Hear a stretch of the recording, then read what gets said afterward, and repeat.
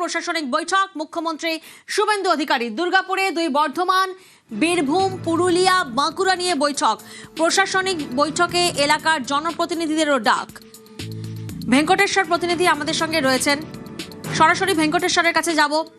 দুর্গাপুরে আমরা জানি আর কিছুক্ষণের মধ্যেই এই প্রশাসনিক বৈঠক শুরু হতে চলেছে। সরাসরি ভেঙ্কটেশ্বরের কাছে যাব। ভেঙ্কটেশ্বর, মুখ্যমন্ত্রী হওয়ার পরে জেলায় জেলায় আমরা দেখেছি কাজকর্মে গতি আনা এবং স্বচ্ছতা বজায় রাখার ক্ষেত্রে আজকের এই জোড়া বৈঠক অত্যন্ত তাৎপর্যপূর্ণ। সেক্ষেত্রে দুর্গাপুরের ক্ষেত্রে কি কোনো বড় ঘোষণা হতে পারে?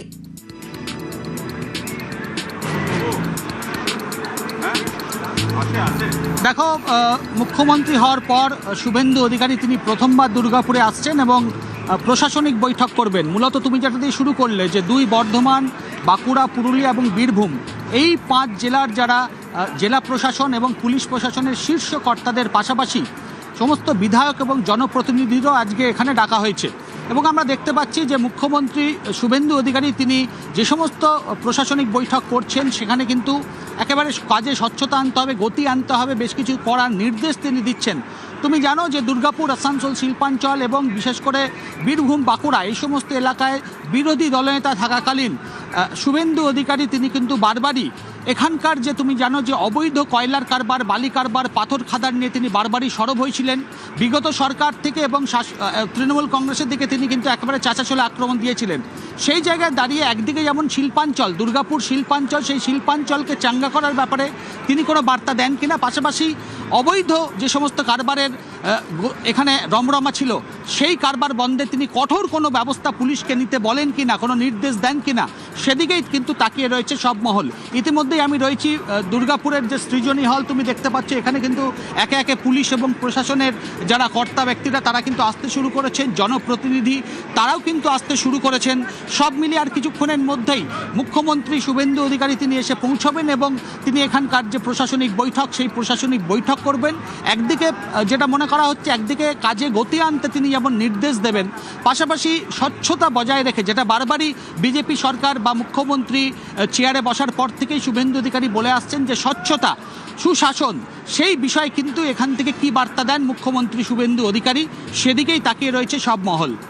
একেবারে সেদিকেই তাকিয়ে রয়েছে সব মহল। এবং এই বৈঠক শুরু হওয়ার আগে একটি ছবি চোখে পড়ল। সব আধিকারিকরা তারা কিন্তু একসঙ্গেই একই গাড়িতে এসে পৌঁছেছেন দুর্গাপুরের এই প্রশাসনিক বৈঠকে যোগ দেওয়ার জন্য।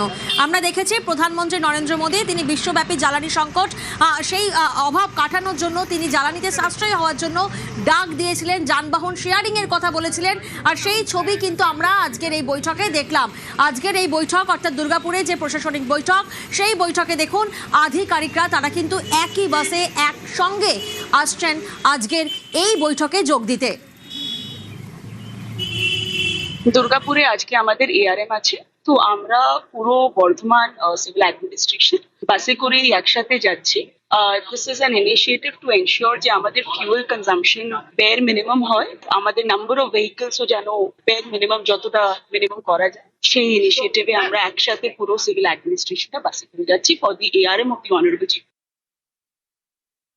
মুখ্যমন্ত্রীর প্রশাসনিক বৈঠকে আধিকারিকরা আলাদা আলাদা গাড়িতে যাবেন, এটাই ছিল চেনা দৃশ্য।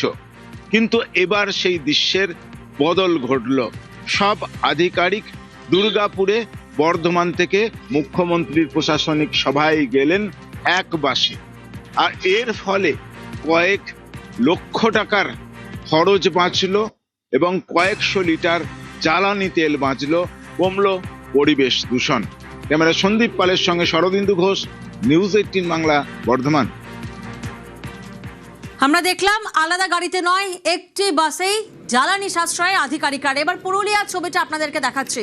এখানেও কিন্তু একই ছবি, প্রশাসনিক বৈঠকে আলাদা আলাদা গাড়িতে নয়। দেখুন পুরুলিয়া জেলা প্রশাসনে যোগ দেওয়ার জন্য পুরুলিয়ার আধিকারিকরা তারাও যোগ দেবেন এবং তারাও কিন্তু একটি বাসে আসছেন। মুখ্যমন্ত্রী আজকে দুর্গাপুরের অ্যাডমিনিস্ট্রেটিভ রিভিউ মিটিং করছেন।